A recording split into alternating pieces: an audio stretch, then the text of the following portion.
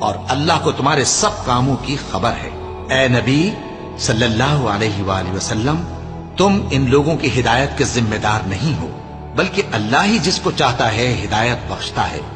اور مومنو، تم جو مال خرچ کرو گے تو اس کا فائدہ تمہیں کو ہے، اور تم تو جو خرچ کرو گے اللہ کی خوشنودی کے لیے کرو گے،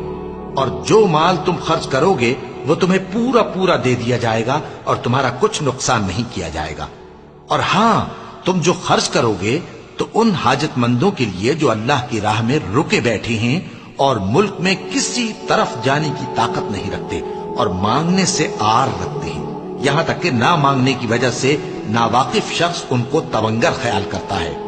اور تم قیافے سے ان کو صاف پہچان لو کہ حاجت مند ہیں، اور شرم کے سبب لوگوں سے منہ پھوڑ کر اور لپٹ کر نہیں مانگ سکتے۔ اور تم جو مال خرچ کرو گے کچھ شک نہیں کہ اللہ اس کو جانتا ہے۔ جو لوگ اپنا مال رات اور دن اور پوشیدہ اور ظاہر اللہ کی راہ میں خرچ کرتے رہتے ہیں، ان کا صلہ ان کے پروردگار کے پاس ہے، اور ان کو قیامت کے دن نہ کسی طرح کا خوف ہوگا اور نہ غم۔ جو لوگ سود کھاتے ہیں وہ قبروں سے اس طرح حواس باختہ اٹھیں گے جیسے کسی کو جن نے لپٹ کر دیوانہ بنا دیا ہو، یہ اس لیے کہ وہ کہتے ہیں کہ سودا بیچنا بھی تو نفع کے لحاظ سے ویسا ہی ہے جیسے سود لینا، حالانکہ سودے کو اللہ نے حلال کیا ہے اور سود کو حرام۔ تو جس شخص کے پاس اللہ کی نصیحت پہنچی اور وہ سود لینے سے باز آ گیا تو جو پہلے ہو چکا وہ اس کا، اور قیامت میں اس کا معاملہ اللہ کے سپرد۔ اور جو پھر لینے لگا تو ایسے لوگ دوزخی ہیں کہ ہمیشہ دوزخ میں جلتے رہیں گے۔ اللہ سود کو نابود یعنی بے برکت کرتا اور خیرات کی برکت کو بڑھاتا ہے، اور اللہ کسی ناشکر گناہگار کو دوست نہیں رکھتا۔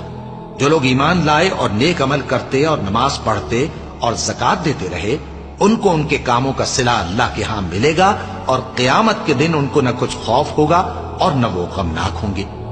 مومنو، اللہ سے ڈرو، اور اگر ایمان رکھتے ہو تو جتنا سود باقی رہ گیا ہے اس کو چھوڑ دو۔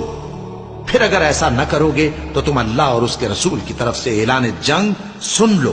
اور اگر توبہ کر لو گے اور سود چھوڑ دو گے تو تم کو اپنی اصل رقم لینے کا حق ہے،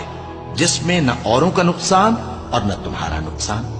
اور اگر قرض لینے والا تنگ دست ہو تو اسے کشائش کے حاصل ہونے تک مہلت دو، اور اگر زر قرض بخش دو تو وہ تمہارے لیے زیادہ اچھا ہے، بشرطے کہ سمجھو۔ اور اس دن سے ڈرو جبکہ تم اللہ کے حضور میں لوٹ کر جاؤ گے، اور ہر شخص اپنے اعمال کا پورا پورا بدلہ پائے گا اور کسی کو کچھ نقصان نہ ہوگا۔ مومنو، جب تم آپس میں کسی میعاد معین کے لیے قرض کا معاملہ کرنے لگو تو اس کو لکھ لیا کرو، اور لکھنے والا تم میں کسی کا نقصان نہ کرے بلکہ انصاف سے لکھے۔ نیز لکھنے والا جیسا اللہ نے اسے سکھایا ہے لکھنے سے انکار بھی نہ کرے اور دستاویز لکھ دے، اور جو شخص قرض لے وہی دستاویز کا مضمون بول کر لکھوائے، اور اللہ سے کہ اس کا مالک ہے خوف کرے،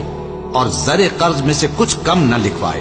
اور اگر قرض لینے والا کم عقل یا ضعیف ہو یا مضمون لکھوانے کی قابلیت نہ رکھتا ہو تو جو اس کا ولی ہو وہ انصاف کے ساتھ مضمون لکھوائے، اور اپنے میں سے 2 مردوں کو ایسے معاملے کے گواہ کر لیا کرو، اور اگر 2 مرد نہ ہوں تو 1 مرد اور 2 عورتیں جن کو تم گواہ پسند کرو کافی ہیں،